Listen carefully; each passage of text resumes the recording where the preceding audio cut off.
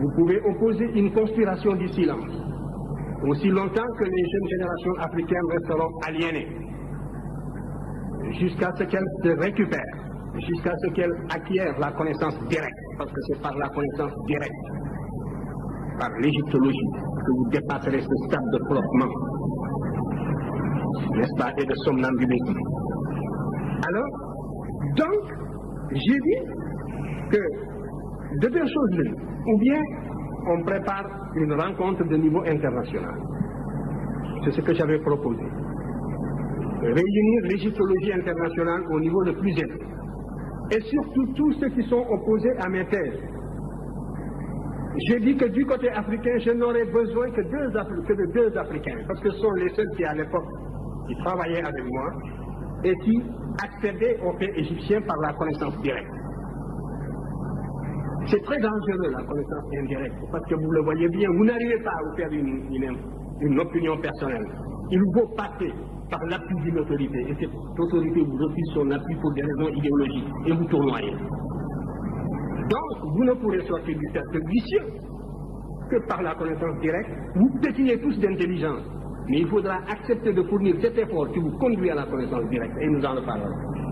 Alors, moi j'avais dit donc que je n'ai besoin que de deux Africains qui, avec moi, ont accédé à cette connaissance directe. Et donc, vous pourrez augmenter le volume de la délégation européenne et mondiale. Nous n'avons pas besoin d'être plus de 3. Alors, convoquez donc tous les égyptologues que vous voudrez, les plus acharnés contre nos thèses. Nous en débattrons en toute sérénité. Je vous garantis le climat de sérénité des débats. Les débats ne seront pas limités, ils dureront aussi longtemps que nécessaire, en Égypte même, au Caire. Et à la suite de ces débats, on rédigera un document de portée mondiale, de portée internationale. Et suivant la teneur de ce document, on saura de quel côté penche la balance. Si les conclusions de ce document me permettent de continuer, de participer, je participerai alors à l'ouvrage et j'utiliserai mes idées intégralement. Dans le cas contraire, je serai le premier à vous faciliter la tâche en me récusant. Vous connaissez la suite. Le colloque du Caire s'est tenu sur ma proposition.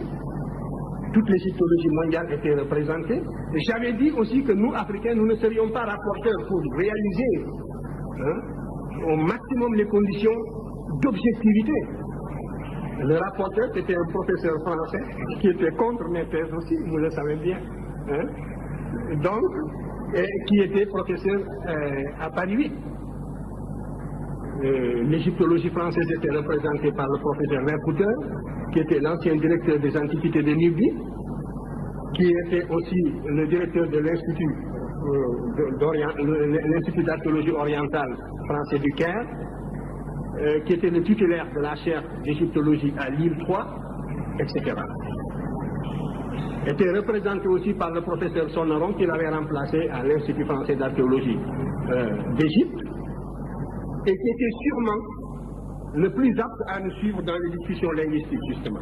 Et vous avez les débats, les conclusions dans le domaine linguistique, justement, du professeur Sonneron, qui est mort maintenant. Vous aviez le professeur Leclan, qui est devenu académicien depuis et professeur au Collège de France. Vous aviez le professeur Zebono, qui était l'archéologue de la vallée du Nil. L'Amérique était représentée par Mme Gordon Chaté, le Canada par le professeur Chini, la Scandinavie par le professeur Serge Soderberg, qui était le directeur de toute la mission de toute la Scandinavie pour la sauvegarde des monuments de Nubie, etc., etc. Voilà, moi, et toute l'égyptologie égyptienne sur place aussi, au Caire et en Égypte, sont venus participer. Vous avez la liste des participants ici. Voilà le document qui est sorti de ces travaux. Oh, vous avez la page, voilà. Et voici, je vous lis une seule phrase de ce document. La très minutieuse préparation des communications. Est-ce que je voudrais même quelqu'un qui lise mieux que moi? Un volontaire seulement, pour lire. Voilà, justement, vous-même. Voilà. Vous allez lire, et juste cette façon. Cette phrase. C'est la conclusion générale. La très minutieuse préparation des communications. Non, lisez lentement pour que vos camarades entendent. Sinon, moi, je lis mieux que vous. La très minutieuse opération. Non, pas opération. Préparation et communication. Bon, attendez, je vais y venir, parce que vous... Bon. Alors, je lis pour tout le monde. Voici la conclusion générale des débats du Caire. La très minutieuse préparation des communications des professeurs Cheikh Anta Diop et Obenga n'a pas eu, malgré les précisions contenues dans le document de travail préparatoire envoyé par l'UNESCO, une contrepartie toujours égale. Il s'en est suivi un réel déséquilibre dans les discussions. Cette phrase est très claire. Cela veut dire que contre toute attente, un déséquilibre s'est produit dans les débats en faveur de nos thèses et que les arguments que nous avons développés, la communauté scientifique qui s'est réunie là-bas n'a pas pu y opposer des arguments dignes de ce nom, bien que l'UNESCO ait pris toutes les dispositions à cet effet. Parce que j'avais insisté aussi pour qu'on prit toutes les dispositions pour que les participants ne puissent pas venir en disant nous n'avons pas eu le temps de nous préparer, on ne savait pas à quoi on s'attendait, etc., etc. Et c'est la raison pour laquelle on insiste ici sur le fait, quand on dit malgré les précisions contenues dans le document de travail préparatoire envoyé par l'UNESCO. L'UNESCO avait demandé à chacun de fourbir ses armes, de faire tout ce qu'il fallait pour que cette discussion fût concluante. Et vous voyez, tout est de cette veine. Par conséquent, la vérité blanche que vous voulez, elle a sonné dans ce document. Mais vous ne lisez même pas, il faut prendre connaissance déjà de toute la littérature scientifique qui existe dans ce domaine. Nous avons provoqué une rencontre au niveau le plus élevé et les résultats sont palpables, les voilà. Ce que vous attendiez, vous l'avez sous les yeux, lisez-le demain. Mais même si on n'avait pas ceci, et c'est ça moi qui m'inquiète, parce qu'il vous aura fallu que nous ayons réduit à l'inconséquence des théoriciens idéologues européens, que eux-mêmes l'avouent dans une certaine mesure, comme dans ce document, pour que vous puissiez vous faire une opinion. Mais l'adversité est plus grave que ça. Il faut savoir que l'adversaire vous tue intellectuellement. Il vous tue moralement avant de vous tuer physiquement. Mais c'est de cette manière que l'on a supprimé des groupes entiers. On vous nie en tant qu'être moral. On vous nie en tant qu'être culturel. On ferme les yeux, on ne voit pas les évidences. On compte sur votre complexe, sur votre aliénation, sur le conditionnement, les réflexes de subordination et sur tant de facteurs de ce genre. Et si nous ne savons pas nous émanciper d'une telle situation par nos propres moyens, mais il n'y a pas de salut, à ce moment-là, la question que vous me posez, vous y avez répondu, parce que vous avez répondu par les actes à l'infériorité, donc vous avez en quelque sorte prouvé ou supposé l'infériorité du monde noir, puisque la vérité doit lui venir de l'autre camp. Il faut faire attention. Moi, si je n'étais pas intimement persuadé de l'égalité des races, si je n'étais pas intimement persuadé de la capacité de chaque race de mener sa destinée intellectuelle et culturelle, je serais déçu. Que ferions-nous dans le monde s'il y avait réellement cette hiérarchisation intellectuelle? Mais il faudrait s'attendre à une disparition d'une manière ou d'une autre. Parce que le conflit, il est partout, il est à tous les niveaux, il est dans tous ces débats, il est jusque dans nos relations internationales les plus feutrées. Nous menons et on mène contre nous le combat le plus violent même que celui qui a conduit à la disparition de certaines espèces. Et il faut justement que votre sagacité intellectuelle aille jusque-là. Alors, donc, toutes les questions que vous m'avez posées reviennent à peu près à la même. Les Blancs vous nient, ils ne vous ont pas encore répondu. Nous sommes donc dans le tirage, nous sommes dans le vague, nous sommes dans la brume. Non. Ce que j'ai dit un peu dans la préface de Obenga, c'était cela, que par la connaissance directe, l'Afrique doit être capable de saisir une vérité, de savoir qu'elle est en possession d'une vérité, quel que soit le domaine d'ailleurs. Ce n'est pas seulement dans le domaine culturel. et de se maintenir au niveau de cette vérité en prenant des mesures conservatoires jusqu'à ce que tout le monde joue le même jeu, jusqu'à ce que l'on sache que la supercherie est finie. On n'a plus affaire à des enfants ou à des nouveau-nés. Mais c'est là à la fois une réaction intellectuelle, une réaction culturelle, ça demande la mobilisation de toutes les capacités de l'être, un être qui, abstraction faite de son aliénation, a les mêmes capacités que n'importe quel autre être. Alors, vous me demandez, moi je n'ai jamais, vous voyez la phrase que vous citez, ou le beau poème que vous citez, il est dans National. Je l'ai cité, l'émotion est nègre et la raison est laine. Cette dichotomie, je l'ai combattue, c'était même une des raisons. Vous voyez bien la différence qui nous sépare de toute cette littérature. Comment voulez-vous, il faut prendre connaissance au moins de tout cela. En tout cas, c'est en toutes lettres dans National où je montrais qu'il n'y a pas, d'une part, un monde blanc rationnel seul, auquel seul la vérité est accessible, et un monde noir fait de sensibilité et de réflexes de subordination. C'est contre cela que j'ai lutté toute ma vie. Ne venez pas me servir donc ces idées-là. C'est la preuve que vous n'avez pas lu. Et même, j'ai cité en plus Césaire, quand Césaire dit ceux qui n'ont inventé ni la poudre, ni l'électricité, etc., etc. C'était aussi un peu une littérature de la même veine, malgré les prodiges poétiques de Césaire. Ce magicien du verbe qui est extraordinaire, qui vous envoûte. Mais je n'étais pas d'accord avec le contenu. Et je l'ai dit et il m'a compris. Quand Nation Nègre est sorti, Césaire n'a pas hésité à dire que c'est une bonne nouvelle. Et Césaire a fait le tour du Paris progressiste pour trouver, former une équipe, un comité pour défendre ce livre. Tout le monde a fait le vide autour de lui, ce que j'ai écrit dans la préface de la dernière édition de Poche. Regardez. Dès que vous parlez de patrimoine culturel, la gauche occidentale et la droite se touchent. Et souvent la gauche est plus minable que la droite. Faites l'expérience, on vous accorde l'égalité abstraite, mais l'idée que des nègres aient pu connaître une promotion historique dans le passé leur est réfractaire. Ils sont réfractaires à cette idée. Et parce que leur formation intellectuelle tardivement acquise se situe à un niveau très superficiel, au niveau du cortex, au niveau de l'intellect. Mais la formation qu'ils ont reçue tous dans leur plus tendre enfance, les clichés auxquels ils sont habitués dans leur environnement d'enfance, les caricatures et tout, comme je vous le montrais ici, aussi dans le monde méridional, c'était l'inverse. Tout cela les empêchait, les rendait aveugles, n'est-ce pas, pour observer des vérités comme celles que nous leur opposions. Par conséquent, il n'y a qu'un seul salut, c'est la connaissance directe. Et aucune paresse ne pourra nous dispenser de cet effort. Il faudra absolument acquérir la connaissance directe. À formation égale, la vérité triomphe.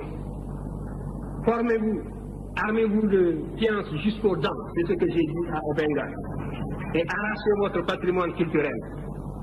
Alors, traînez-moi dans la boue si, quand vous arriverez à cette connaissance directe, vous découvrez que mes arguments sont inconsistants.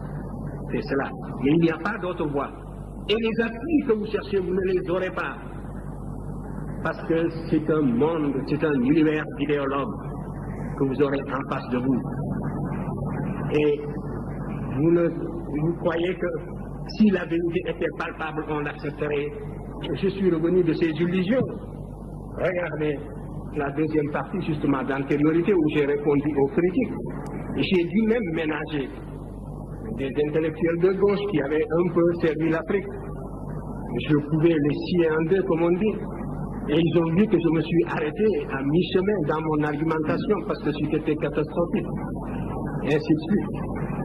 Alors donc ici le poids des arguments c'est du côté africain. Je regrette. Et vous me demandez, alors les rapports, ça c'est au fond concernant la deuxième et les autres questions. C'est comme ce monsieur qui accepte que les Yorubas sont apparentés aux Africains et qui ne veulent pas avoir de problème. Vous savez parfaitement que quand j'écrivais Nation Nègre, et bien après, 20 ans après, si on voulait faire une carrière universitaire normale, il ne fallait pas s'approcher de nous. Vous le saviez. Il ne fallait pas nous citer, etc. C'est en sachant tout cela aussi que j'ai pris mes responsabilités. Et vous aurez tous les éléments justement pour porter un jugement. Je savais parfaitement ce que je faisais.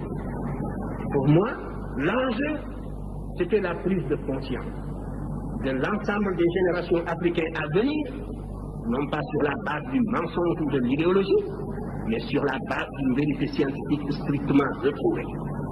Il nous appartient de voir si moi j'ai pris des libertés par rapport à cette vérité, n'est-ce pas? Si j'ai pris des libertés par rapport au fait, avec le recul du temps, si aujourd'hui cette littérature impose du respect, c'est parce que, précisément, on s'est aperçu que contre toute attente, je n'ai pas été coupable d'un tel péché. C'était très facile à l'époque coloniale. Pour les théoriciens de salon du colonialisme de l'époque, des ethnologues que je ne veux pas citer, ça leur était très facile de tourner en dérision cette littérature naissante devant des jeunes esprits en formation. L'inconsistance de la formation intellectuelle des générations africaines de l'époque ne permettait pas d'avoir une vue claire là-dessus, et c'était très facile de prendre les Africains de court et de les détourner de cette littérature, de les court-circuiter en quelque sorte, avec des menaces, n'est-ce pas, à terme voilées aussi. On vous disait, si vous suivez chez Anta, eh bien, vous pouvez mettre une croix sur votre carrière. On vous menaçait de tous les coups du monde, etc. Vous le saviez bien. Mais je savais aussi que la seule chose qui était importante, c'était de dégager cette vérité, parce que c'est ce qui permettrait de réconcilier les civilisations africaines avec l'histoire pour rendre possible la recherche dans le domaine des sciences humaines. Méfiez-vous. Je vous dis, moi, que tant que vous n'aurez pas compris ce que j'ai dit cet après-midi, ce soir, et tant que vous n'aurez pas réévalué ces arguments pour réconcilier cette Afrique avec l'histoire, les recherches que vous faites en sciences humaines sont presque inutiles. Parce que je vous défie de bâtir un corps de sciences humaines, vous ne le pourrez pas. Même dans les domaines les plus futuristes, vous ne le pourrez pas. Les aspects qui s'orientent le plus vers l'avenir dans la civilisation occidentale plongent leurs racines dans l'antiquité gréco-latine. Mon attitude n'est pas une attitude passéiste de quelqu'un qui se délecte du passé. Toute mon activité est tendue vers l'avenir. Et ce passé, je le déblaye tout simplement pour rendre possible l'édification d'un corps de sciences humaines. Lorsque pour la première fois je me suis intéressé à l'histoire de l'Afrique, je ne cherchais nullement à aboutir à une civilisation grandiose. Il y a souvent un procès d'intention qui passe à côté des sentiments réels. Vous ne trouverez jamais, on fausse même la psychologie humaine, vous ne trouverez jamais un peuple qui admire l'histoire d'un autre peuple. Prenez la Serbie, prenez n'importe quel peuple de l'Europe centrale. Ce que le peuple de l'Europe centrale voudrait, c'est de refaire le chemin humble que ses ancêtres ont suivi, de retrouver le lien conducteur, le fil ténu, qui le lie à ses ancêtres les plus lointains, quel que soit le caractère humble de l'expérience que ces peuples ont vécu, que ces ancêtres ont vécu. De pouvoir retrouver la somme de ses réussites, de ses succès et de ses échecs, parce qu'il est fait de tout cela. De la même façon, ce qui m'intéressait, c'était de remonter l'Afrique. Moi, quand je m'occupais d'histoire, nous étions presque une génération spontanée. On nous disait que le nègre de grande taille n'était pas un indigène de l'Afrique. C'était les théories, justement, de Rivet qui étaient en vigueur. L'Afrique était peuplée à partir de l'Océanie. Donc, le noir que vous êtes et moi, nous sommes des occupants. Nous sommes des étrangers qui sont venus sur un sol qui nous est étranger. Les seuls habitants de ce pays, c'était les Pygmées. Le noir a devancé le blanc est venu, s'il est plus fort, il évince le noir qui est un étranger comme lui. Voilà les théories qui étaient en vigueur. Quant à l'origine réelle du noir, ça se perdait dans la ligne des temps. Et notre histoire était enseignée avec des dates qui apparaissaient comme des contes d'épiciers. Alors, devant une telle situation, la seule chose qui m'intéressait, c'était, j'étais habité par la certitude a priori que nous sommes là, sur ce continent, en même temps que les autres, que nous avons toujours vécu ici, que nous sommes des Noirs capables, des hommes capables, aussi capables que les autres. C'était la seule chose que l'on pouvait supposer a priori. Et ce qui m'intéressait, c'était donc de retrouver ce chemin humble qui me conduirait à nos ancêtres les plus lointains. Et quand je suis tombé sur l'Égypte, mes camarades le savent de ma génération, j'étais gêné, ça ne m'intéressait absolument pas de tomber sur l'Égypte, pour ce que je cherchais. C'est le fil conducteur, c'est la continuité, c'est la restauration de la conscience historique qui m'intéressait. C'est cette conscience historique qui est le ciment, qui réunit les individus d'un peuple, qui fait qu'un peuple n'est pas une population, un agrégat d'individus sans lien. C'est ce sentiment historique seulement que je voulais restituer, restaurer. Et je ne peux pas non plus, en aboutissant à l'Égypte, falsifier l'histoire par complaisance pour être dans le vraisemblable du moment. C'était tout. Alors, on me demande... Oui, le motif de déplacement, les migrations, vous savez, les migrations, il y a toujours une pression matérielle, soit des intempéries, phénomènes climatiques, sécheresse comme au Sahara, voilà, nous le savons. J'ai identifié plusieurs voies de migration. Le Sahara, à partir de moins 7000, j'ai établi des datations au C14 qui nous donnent un Sahara qui commence à se désertifier vers moins 7000. Même, oui, j'ai trouvé même des dates de moins 10 000. Donc, à partir de là, le Sahara se désertifie. Les populations qui étaient plus au nord sont montées vers l'Afrique du Nord. Et les Noirs qui sont en Afrique du Nord, ce ne sont pas seulement des Noirs qui sont allés là-bas du fait de l'esclavage du Moyen-Âge. Ils font partie aussi d'une source présentielle. Et les populations qui étaient plus au sud sont descendues. C'est les Proto-Vangara qui sont descendus vers le sud, d'autres sont allés vers l'est. Donc, il y a là une cause climatique de déplacement de peuple. Je vous ai dit que les déplacements se font à la toute semaine. Il y a 2400 ans, ce qu'on appelle la dernière période humide, où toute l'Afrique était couverte de praies herbeuses. Donc, on pouvait se déplacer depuis la vallée du Nil jusqu'à l'océan Atlantique en marchant derrière des troupeaux. Par conséquent, là aussi, il y a une voie de migration. Maintenant, il y a la corrélation également entre des événements intérieurs et des événements extérieurs. Il est certain que le sac de Thèbes par les Assyriens, la façon féroce dont les Assyriens ont détruit la ville de Thèbes en 663, a eu des répercussions comme l'occupation de Paris par les Allemands, mais ça n'a pas duré. Donc la métropole noire, une fois qui était vénérable, millénaire, la première fois qu'elle a été mise à sac, ça a eu des répercussions profondes sur les populations africaines qui vivaient presque attirées comme en formant une sorte de grappe sur la vallée du Nil. Dans les publications prochaines, je montrerai que les Égyptiens étaient descendus jusqu'au Shabbat, c'est sûr, jusqu'aux Zaïre. Nous avons des preuves archéologiques de tout cela. Nous avons des preuves archéologiques qui sont venues ici, des preuves relevant de la linguistique d'autres pays qui sont venus justement jusqu'à la boucle du Niger. Ça concerne la première question sur laquelle je dirai un mot. Alors, donc,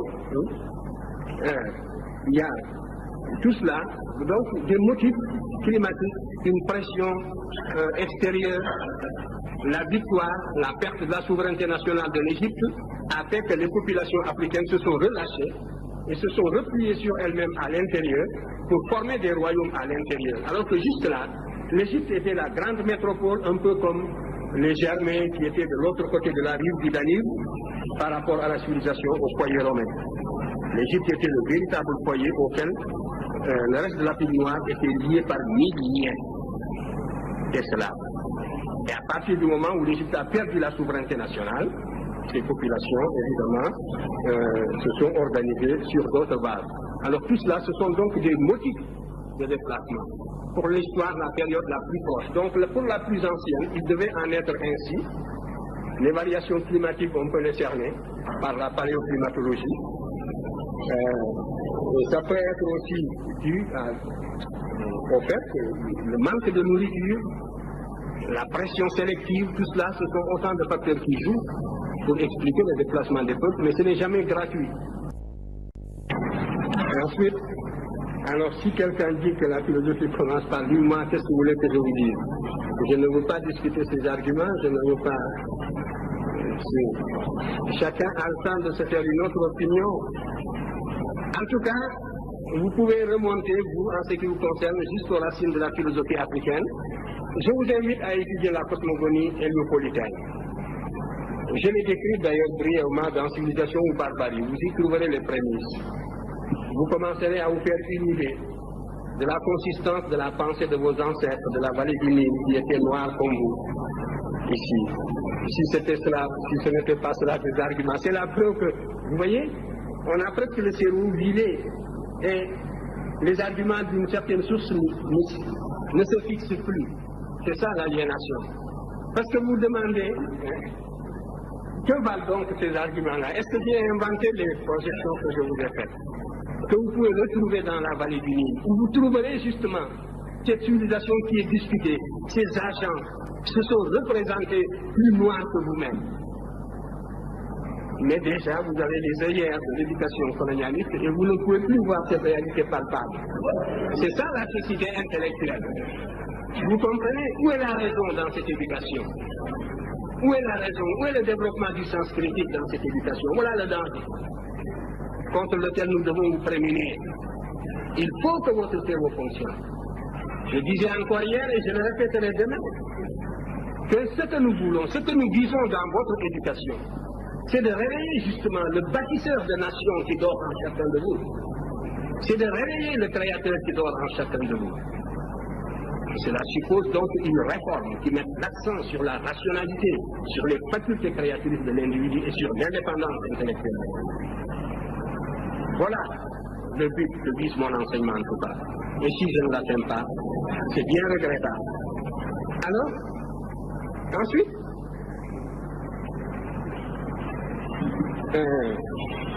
vous m'avez demandé donc l'émotion est née, etc. J'ai répondu à tout cela. Vous me faites des procès d'intention, mais vous n'avez pas lu ce que j'ai écrit. Ensuite, voilà. Les moyens de prouver, mais les moyens de prouver, ce sont les moyens scientifiques. La critique scientifique, n'est-ce pas, c'est une méthode. Moi, j'ai utilisé tout l'arsenal des méthodes d'investigation et des méthodes de preuve. J'ai esquissé même des méthodes nouvelles pour l'histoire africaine. Que justement, les maîtres que vous citez, je parlais des maîtres occidentaux, n'est-ce pas, que vous citez, utilisent largement. Parce que le paradoxe, c'est que tout cela dont vous parlez, ils sont coincés aujourd'hui. Parce qu'il n'y a que cette voie pour renouveler la science historique, et c'est moi qui vous le dis. Et ils sont coincés dans leur propre développement idéologique et ils ne savent plus comment se dégager de la position inconfortable où ils se trouvent intellectuellement. Ils sont confinés dans des positions idéologiques indéfendables. Et il vous suffirait de fournir un peu d'effort, d'acquérir la connaissance directe pour les dépasser. C'est moi qui vous le dis. Alors, ils voudraient bien sortir de cette position pour récupérer cette littérature. Mais, sans nous citer, bien sûr, mais tout cela est extrêmement difficile. Alors, entendons-nous. Parce que la cause est entendue depuis longtemps. C'est de cela que je voulais vous parler. Vous dites que aussi longtemps qu'on ne reconnaîtra pas, mais on reconnaît déjà. Et maintenant, c'est la conspiration du silence. On n'attaque plus parce qu'on n'a plus d'arguments pour attaquer. Et ce n'est pas le désir qui leur manque, vous le savez bien. Ils nous auraient sciés, ils nous auraient foudroyés, s'ils pouvaient déceler la moindre incohérence depuis le temps. Mais maintenant, c'est le silence, c'est la conspiration du silence, c'est la médisance dans les salons, c'est les attaquer avec les étudiants pour les détourner de cette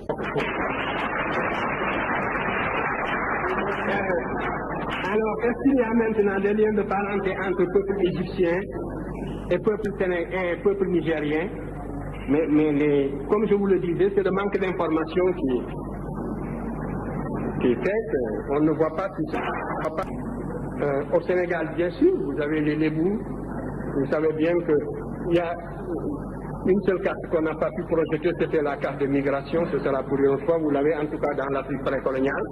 Et j'ai essayé d'identifier les voies de migration depuis le bassin du Haut-Nil. Mais tous nos noms nous viennent de cette région et de régions voisines. Vous avez dans la région du Tchad, des Mbaye, les Sarambaye. Mbaye, c'est un nom sénégalais. Vous avez plus loin encore, dans la région du Nil, chez les Mouers, chez les Chilouks et chez les Dinka. Vous avez tous les noms sénégalais, vous avez Diop, Ndiaye, Kanvanti, tous nos noms, vous les trouvez là-bas. Vous les retrouverez aussi le long du bassin du Saïd, vous les retrouvez au nord du Cameroun, vous les retrouvez encore au Gabon, les Ndong, hein, vous les retrouvez également à Brazzaville, les Ndoumbe, Massamba, tous ces noms-là, Ngoy, tout cela, ce sont des noms sénégalais. À telle enseigne que je croyais que c'est la colonne de marchands qui, à Fashoda, avait éclaté et que les Sénégalais qui étaient dans cette colonne sont restés là-bas. Parce que ça ne pouvait pas, c'est quelque chose d'extraordinaire. Mais quand vous prenez, vous voyez donc, il faut être méticuleux justement dans la recherche. Justement, c'est Ankharé, ça veut dire rat fait vivre, le nom de Sankharé ou Sangaré, et nous avons un officier égyptien du Moyen Empire qui s'appelait Sangaré. Vous voyez? Donc tous les noms du bassin du Nil, de la boucle du Niger, nous pouvons les décomposer pratiquement. Et Kamara, Bari, tous ces noms-là, Ka, Ba, tous les noms Peul sont des notions ontologiques égyptiennes. Le Ka, c'est la partie indestructible de l'être qui rejoint le ciel après la mort. Le Ba, c'est l'âme individuelle. Et les éléments constitutifs de l'être, c'est le Ka et le Ba. Justement, quand vous étudierez ces cosmogonies dont je vous parle, vous les retrouverez. Et Sow, ça veut dire les hommes. Et donc tous les noms, vous les retrouvez encore, tous les noms de la boucle du Niger. Amani, nous avons toutes les reines de Nubie, justement, qui sont des... Amani, c'est le nom du dieu Amon que vous retrouvez partout en Nubie. La reine Amani Sakti. J'ai daté sa pyramide qui remonte au 2e siècle avant Jésus-Christ. Vous voyez? Donc, et ce sont des noms nigériens. Le Djarmakoy. Tous les rois de Nubie, justement, à la base, c'est comme les Grecs appelaient les Basileskoy. Tous les rois de la Nubie, c'était des Koy, justement. Le Krikoy, que vous trouvez aussi dans la boucle du Niger, le Tombouctou Koy, ce sont des chefferies. Le Djarmakoy. Et c'est une racine que nous retrouvons encore dans la variante dialectale copte, comme le Ki aussi. Donc, là, vous avez l'ethnonymie et la toponymie qui est identique à celle que nous trouvons dans le bassin du Nil. Et sachez que l'oasis de Kerga, qui était le point de départ des caravanes en direction de l'Afrique profonde, depuis l'Ancien Empire, depuis le voyage de Renko, n'est-ce pas, sous Pépi II, eh bien, depuis ce temps, nous avons cette oasis, on l'appelle Kerga. Kerga, c'est un nom moderne qu'on lui a donné, mais dans les textes égyptiens, et vous l'avez ici attesté dans le Wörterbuch allemand, eh bien, cette oasis s'appelait le Kanem. L'oasis égyptien qui est dans le désert occidental, d'où on partait vers le Kanem, ici, le Kanem Bornou, cette oasis s'appelait le Kanem. J'ai donné les deux attestations qui existent dans le Wörterbuch, dans ce dictionnaire, justement, où vous avez un vocabulaire égyptien pharaonique avec l'appareil hiéroglyphique. Donc, c'est la connaissance directe qui peut vous sauver. Voilà ce que je pouvais vous dire sur ces questions-là. Il est certain que le Niger, la boucle du Niger est chargée, n'est-ce pas, de tout un passé culturel où les éléments égyptiens se retrouvent à tous les niveaux.